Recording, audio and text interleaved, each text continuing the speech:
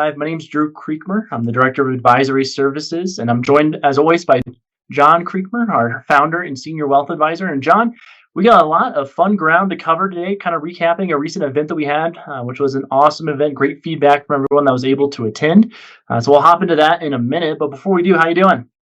Hey, doing great. And I'll tell you what, I am loving the great interaction we had off that True Wealth Live event. Again, as a reminder, True Wealth Live, we started up right after COVID opened back up. This is our third year of True Wealth Live, and we're actually going national on this. And so we wanted to put together an event that everyone would know the information they're receiving is totally factual. It's not biased, and it gives you actionable ideas, but also introduce you either new concepts, new individuals, or really even new strategies to make better decisions. And we've had chief economists from First Trust there and chief investment officers.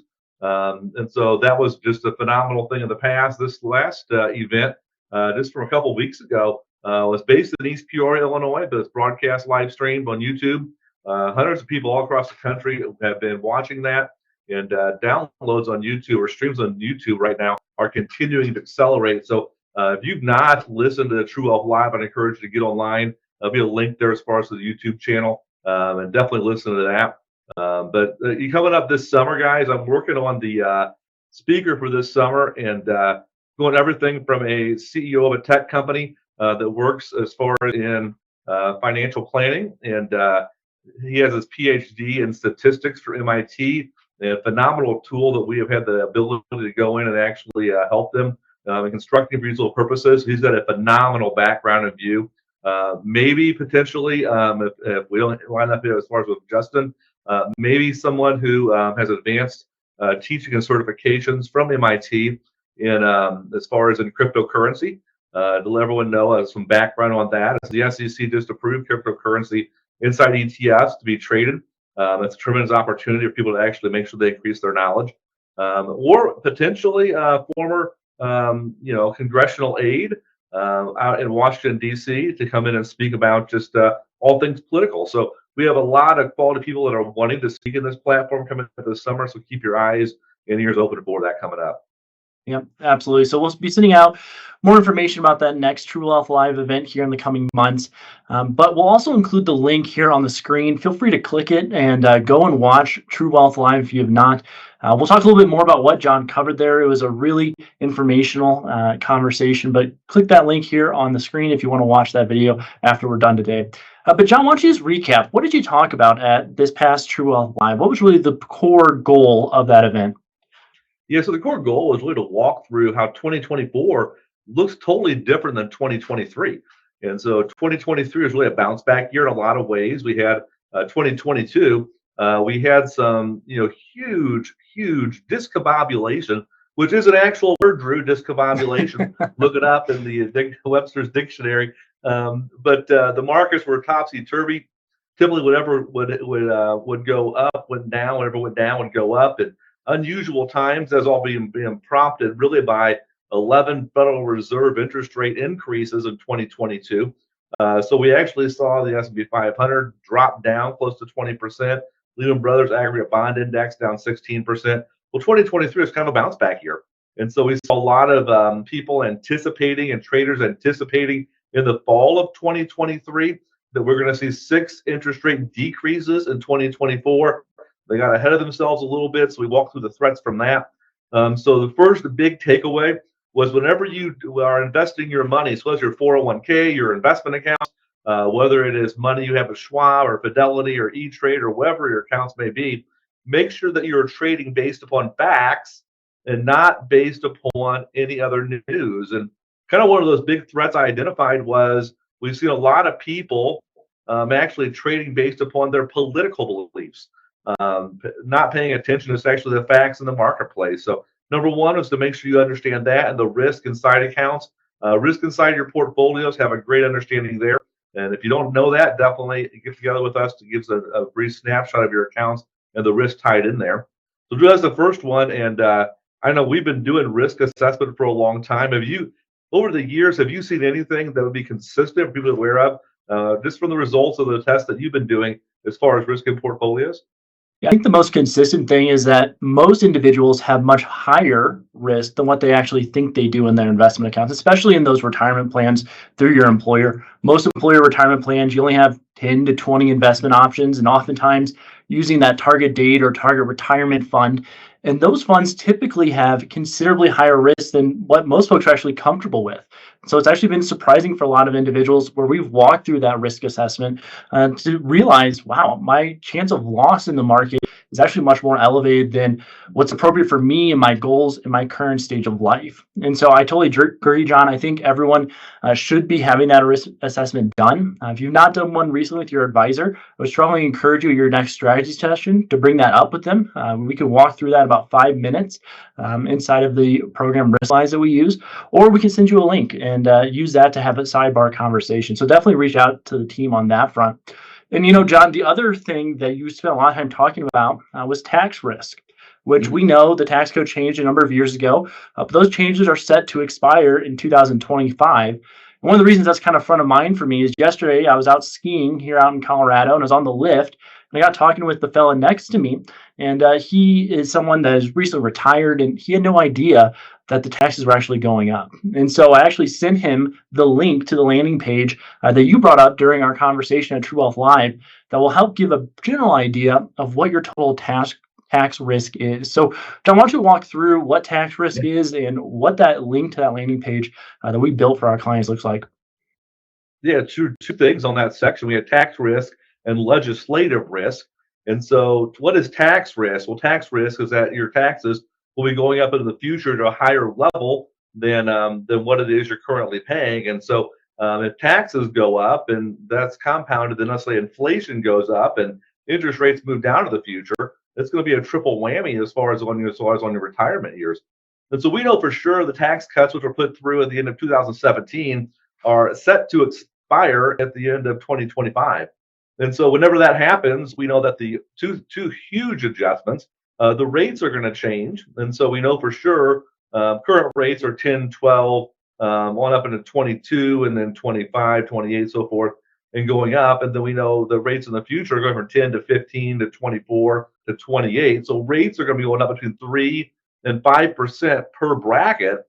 The other thing we have is bracket creep. And so what that means is that the far right side, or the higher amount of dollars that you're going to be looking to lower tax rates, to lower tax brackets, is actually going to be shifting in or lowering down.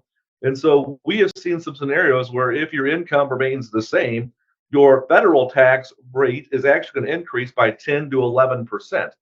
And so there's tax risk in that. We also know that we have a very high standard deduction right now, and we're already back to itemized deductions coming up in 2026. And so if that's the case, well, there's a huge risk that you're going to end up paying a significant amount more in tax. We show the average taxpayer is going to pay between 15 and 25% more in federal taxes, earning the same amount of dollars. And so that means you have less after-tax income as far as to spend on the things that you want. And with inflation going up, and we know that from 2019 through 2024, the average meal at Applebee's, so if you want to eat in the neighborhood, they're at Applebee's, the average meal for the exact same item is up 29%. And so that's staggering. So if you were paying, $100 for a meal for a family of five, now you're paying $129. We were just actually commenting on this yesterday, having lunch around the house, and it's just amazing how much that inflation and taxes have been a double whammy for a lot of people.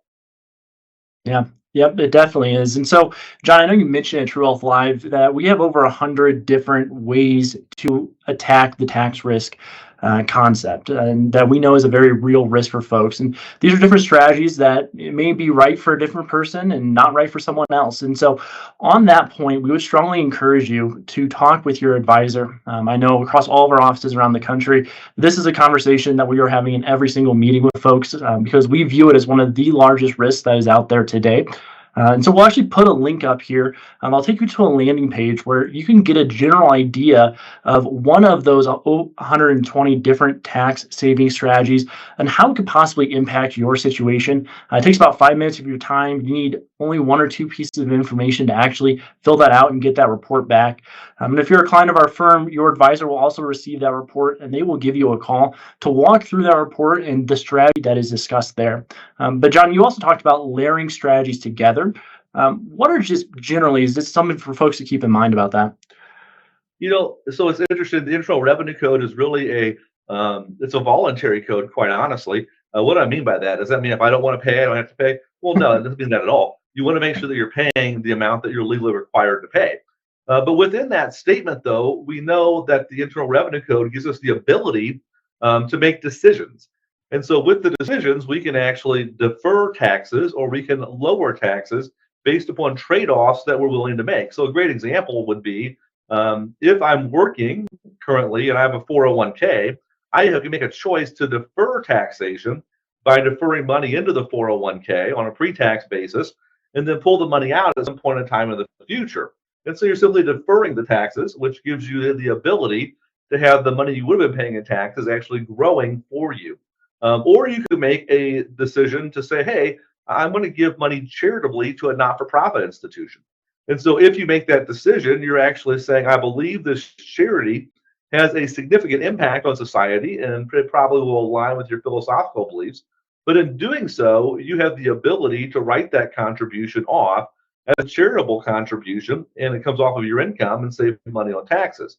However, you have to be able to itemize in your taxes. And since the standard deduction now is north of $30,000 coming up this year, well, then that's a lot of people are not going to be able to itemize their charitable giving. And so what Drew's talking about there is if we can take a number of different strategies and we can actually go and say, can we start to stack these decisions upon each other? Maybe instead of doing one strategy, maybe do 2, 3, 4, 5 all at one time. Well, then you start multiplying the savings. And so one great example, Drew, is that we have some decisions to make. So a micro tax analysis looks to say, what is the least amount of taxes I'm going to pay in the current year? Let's make a decision to pay the least amount of taxes that year. A macro analysis would say, I want to pay the least amount of taxes over my lifetime. Well, let's combine a couple of different strategies then. Let's look to say you have a large amount of money inside of your IRA. Let's say you have a couple $100,000 inside your IRA, and you want to convert that to a Roth IRA. So the year in which you convert it to a Roth IRA, you end up paying taxes on those dollars at the federal level and the state level. And so whenever you do that, you do have a tax, so you're making a decision to pay taxes in the current year. That's a micro decision that will increase your taxes. On the macro, that means in future years, you won't pay as much. And what Drew had referenced before in the QR code, that's a link to walk through a Roth conversion analysis. But let's say that you want to convert $100,000 of your IRA over to a Roth IRA. But then also you like to give charitably. Well, what if we stacked a lot of those contributions in what's called a donor advised fund? And so at Charles Schwab or Fidelity, we can open up a donor advised fund in which you, as the donor, can contribute some highly appreciated stock that you have inside your investment account. Let's say you have Apple or Nvidia or Microsoft. You have great gains over the years. You can contribute that to your donor advised fund. And then from there, and receive a tax deduction in that year in which you do it. So let's say you bought some Nvidia, you paid 15 grand, it's up to 100 grand now. You contribute the 100 grand to the donor advised fund, write that off of your income. Which income is that? Well, the $100,000 you just converted in the Roth IRA. So therefore, you're able to say, get money into my Roth IRA and have no tax due on that. And then you get the money into your Roth IRA and it grows tax free from that point forward. So by stacking a number of strategies, you can actually propel yourself as far as in your financial stability going forward.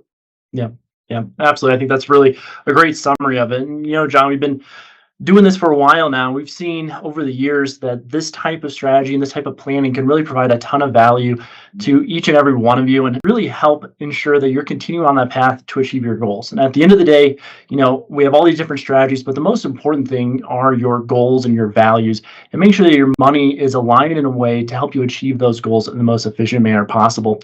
And so what I would strongly encourage all of you, reach out to your advisor or access one of the links that we put up during this video or that's in the body of this email to take a look at either how much risk you have in your investment accounts or your tax risk. And our team is standing by and ready to help you walk through what is the right way to address these concerns as it relates to your personal goals and your financial situation. And so, guys, that's just a brief summary of True Wealth Live. I would encourage you all watch the video. John did a great job walking through all of this in much greater detail, but it'll be well worth about 45 minutes of your time to watch that.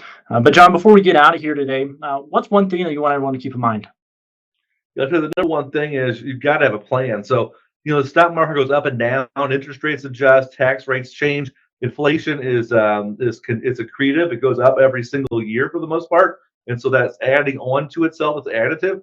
And so with all of those things, if you do not have a strategic plan to accomplish your goals, well, then you're either going to accomplish them by luck or you're going to accomplish them by creating a plan. So we know that over 91% of all people in this country do not have a financial plan of any kind at all. Over 81% of retirees and pre-retirees have no retirement income plan. And so that means if you fall into one of those two broad categories, that means you're simply operating based upon luck.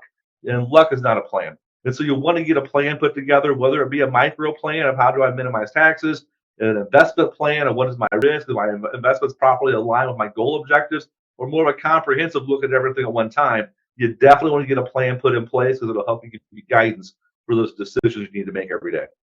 Yep, absolutely. Totally agree. And John, one final thing, non-financial related. Who is your pick for this year's March Madness? Obviously, we're picking the Fighting Illini from Illinois. And so, being from Illinois, I've gone to a lot of games down in Champaign, and they have a fun team to watch this year, very high octane, scoring a lot of points. Yep, absolutely. I'm right on the same boat as you. So we'll see how that plays out. And we hope everyone has a great week this week. If there's any questions that you have, reach out to our team. We're more than happy to help you in any way that we can. So thanks for the time, guys, and we'll talk to y'all later.